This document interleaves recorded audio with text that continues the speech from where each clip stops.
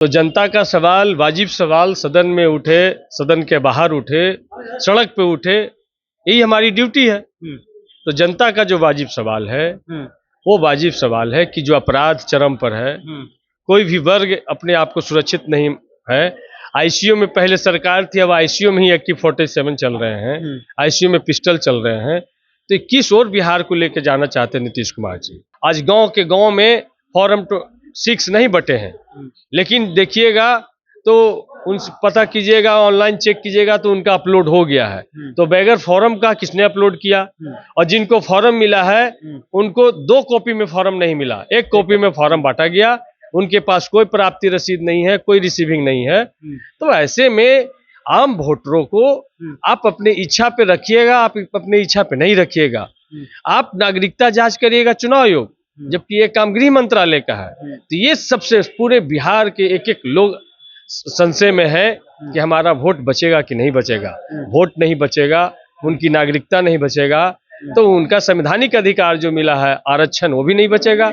Supreme court ने भी हमारी चिंता पर मोहर लगाने का काम किया कि ये समय उचित नहीं है, जब पूरा बिहार बाढ़ में डूबा हुआ है और बाकी यहाँ पर 4 करोड़ से ज्यादा लोग बिहार से पलायन है, तो उनके फॉर्म पे कौन साइन करेगा? अरे आप करा लीजिए।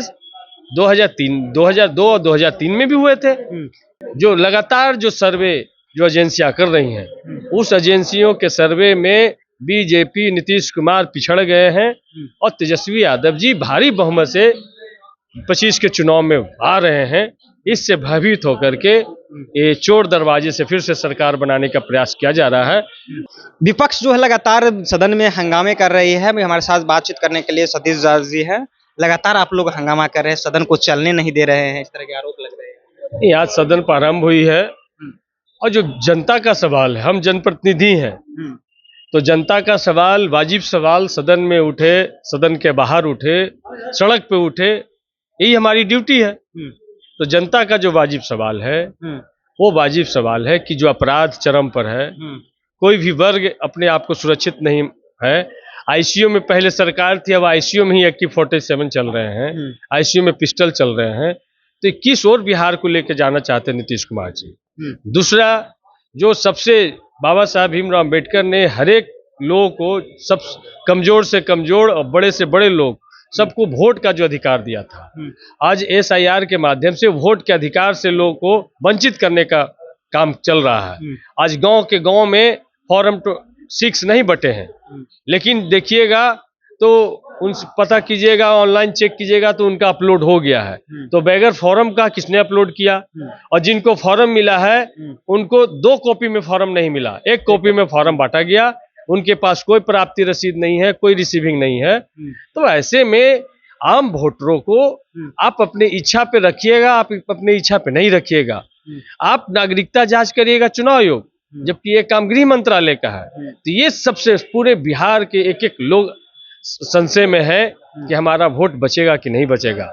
वोट नहीं बचेगा, उनकी नागरिकता नहीं बचेगा, तो उनका संवैधानिक अधिकार जो मिला है आरक्षण, वो भी नहीं बचेगा। उन जो सरकार का जो मिलने वाला सुविधा, वो भी नहीं बचेगा। तो तमाम चीज पूरा शंका है और चुनाव आयोग को, सरकार को आकर के इस पर सवाल करना चाहिए। और सदन खुला है, तो नीतीश कुमार जी से जवाब मांग रहे हैं कि मुख्यमंत्री आप हैं, SIR पर जवाब दीजिए। आप चुप क्यों बैठे हैं? ये बढ़ते अपराध पे आप जवाब दीजिए। आप चुप क्यों बैठे हैं? चुनाव आयोग तो जवाब दे रही है ना। नहीं, चुनाव आयोग जवाब क्या? चुनाव आयोग तो खुद ही कंफ्यूज है। चुनाव आयोग ने कभी ऑल पार्टी मीटिंग में इस बात की चर्चा की, ना कभी जो ऑल पार्टी के लोगों को दिल्ली में बुला के प्रशिक्षण देने का काम किया गया, वहां पर चर्चा हुआ। तो ये किनके इशारे पे एक बैग 24 जून को नोटिफिकेशन जारी करते हैं, ये तो बताना चाहिए।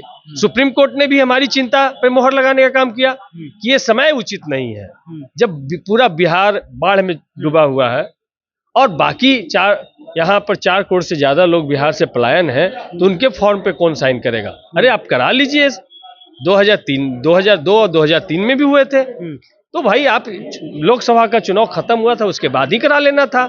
तो ये जो लगातार जो सर्वे जो एजेंसियां कर रही हैं, उस एजेंसियों के सर्वे में बीजेपी नीतीश कुमार पिछड़ गए हैं और तेजस्वी यादव जी भारी बहुमत से 25 के चुनाव में आ रहे हैं, इससे भयभीत होकर के ये चोर दरवाजे से फिर से सरकार बनाने का प्रयास किया जा रहा है।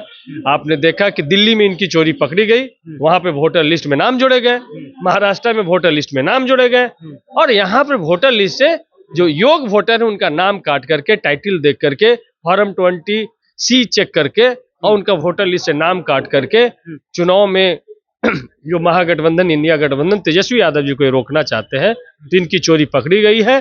और बिहार के लोग अपने वोट के अधिकार के प्रति सजग है, विपक्ष सजग है, और सदन में भी ये सवाल उठ रहा है। सड़क पे भी हमने उठाने का काम किया हम सब लोगों ने, और सदन में भी आदरणीय नेता तेजस्वी यादव जी के नेतृत्व में हम इन सवालों को। विधानसभा में एक और चर्चा चल रही है, जिस तरह से कैंटीन में मटन देखा गया, उसके बाद चर्चा हुई कि देखिए बीजेपी वाले तो सावन में मटन नहीं खाते हैं, फिर मटन जो दिखा गया उसको। ये बीजेपी वाले सब खाते हैं, बीजेपी से बड़ा ढोंगी कोई नहीं है, ठीक है।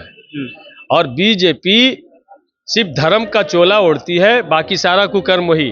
अभी उनके मंत्री जीवेश मिश्रा, उनको राजस्थान के कोर्ट ने नकली दवाई का व्यापार करने का दोषी पाया, 7,000 रुपया उन्होंने जुर्माना और वैसे मंत्री को, जो मौत का सौदागर जो मंत्री है, वैसे मंत्री को आप मंत्रिमंडल में शामिल किए हुए हैं।